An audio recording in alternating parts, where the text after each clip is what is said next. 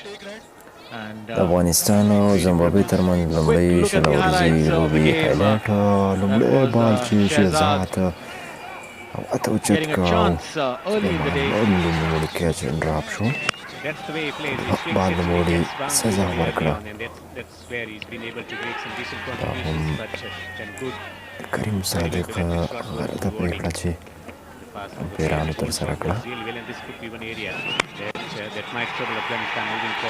شهزاد بله ښکلې شپږیزه سره شهزاد هم په مخه وکړه.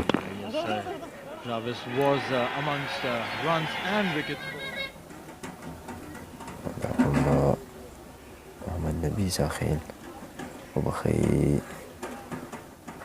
اصغر ستانک ځای و چې خپله وکټ لاسه ورکړه او دې سره شرف الدین اشرف میدان ته راکوز شوی دی. په لومړۍ شل اوریزه نړیواله لوبه کې ښکلې لوبه نندارې ته وړاندې کړه.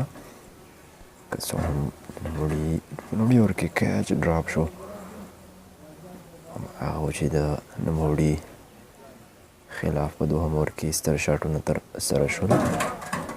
نجیب زدران هم خپله وکټ له لاسه ورکړه.